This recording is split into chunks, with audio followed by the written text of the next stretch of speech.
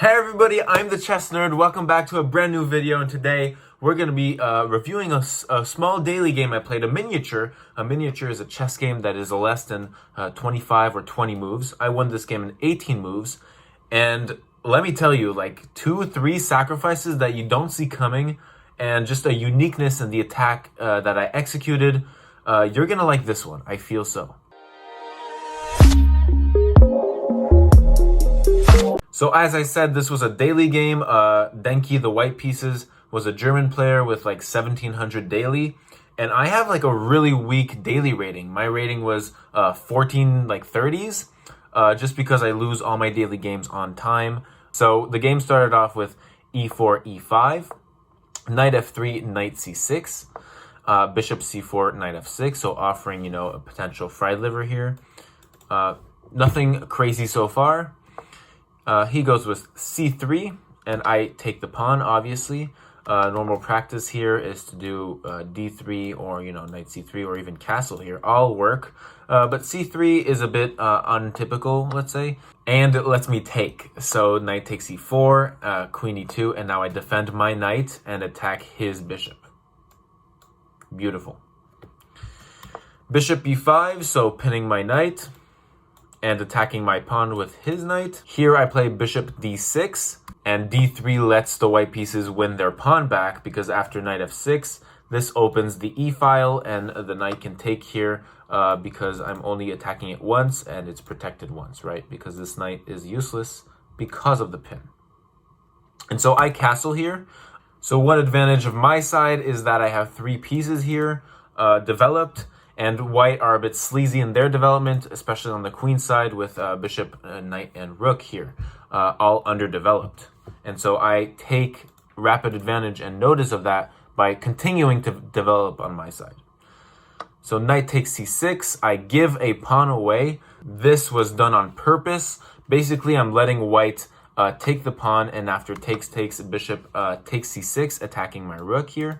I move my rook, and suddenly white still hasn't castled 2 moves later, and I'm prepping things. So my rook is already on an open file, which is very good and rare for 10 moves in.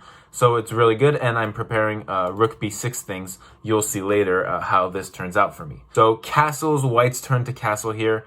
And I favor quick development, right? Because white is still underdeveloped on this queen side.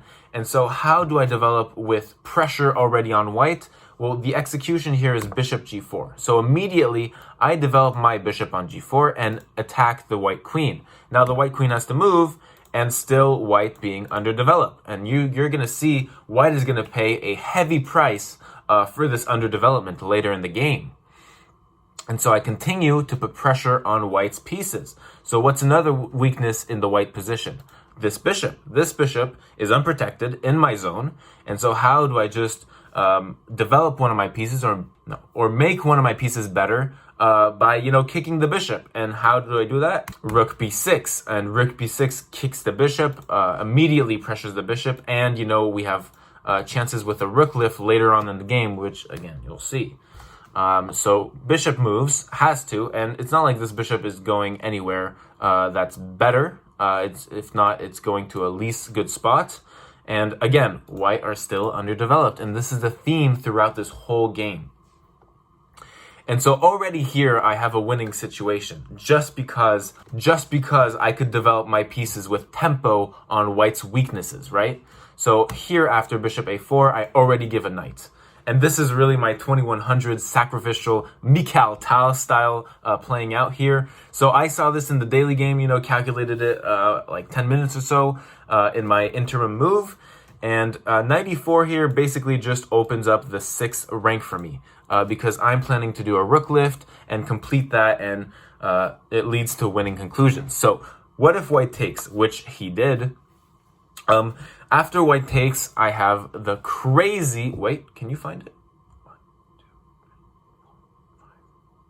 You can't find it.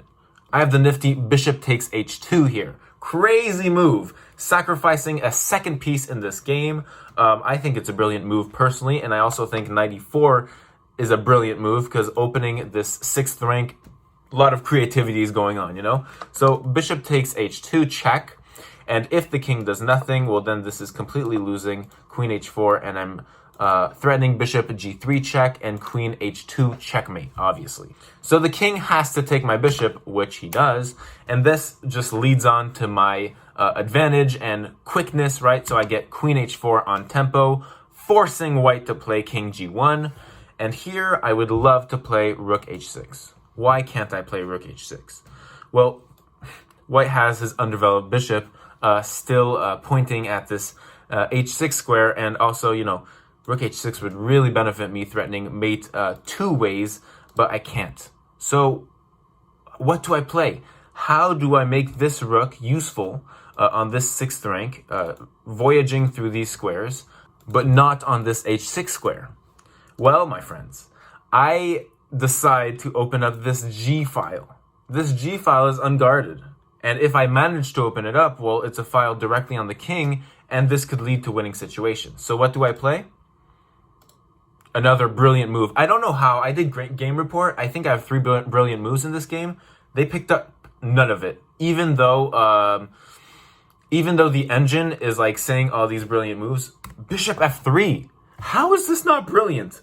Chess.com have never given me a brilliant move ever. I am offended as a citizen, as a chess player, as a chess coach, as an expert chess player. I am offended. Chess.com, I'm coming for you. So bishop f3, sacrificing my bishop here.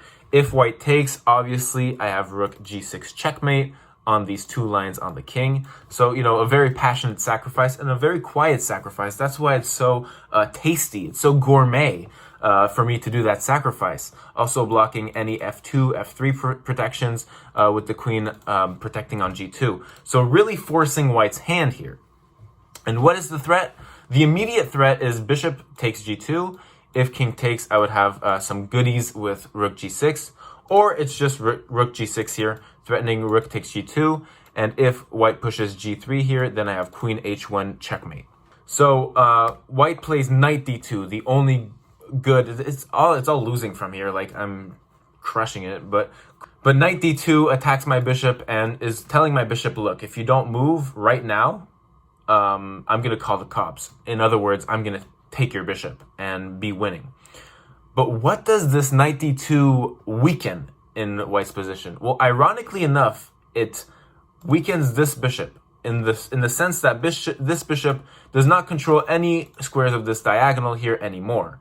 Which means that our original threat, the rook h6 here, now works. Rook h6. Rook h6 threatening queen h2 checkmate and queen h1 checkmate. And here white have no choice but to abandon the game. White, I think, took my bishop here, and I scored a pretty checkmate here in 18 moves. Let me know if you like the game. If you like the game, please make sure to like, comment, and subscribe to the channel. We're trying to hit 1,000. I think we can do it in the next few months. The Chess Nerd is growing day by day, and I'm working super hard for these videos. So if you could show your appreciation, I would love it, honestly. And also, if you want your name, submitted here, like Emiliano, then the PayPal link is down below. All you have to do is to beat his highest donation. Oh, and please comment any questions you have about this game. Sometimes chess can be really hard and you may not understand a move or two. I'm here in the comments for you. I look at every single comment and reply to all. So I hope you enjoy your day. This is it for the video, and peace.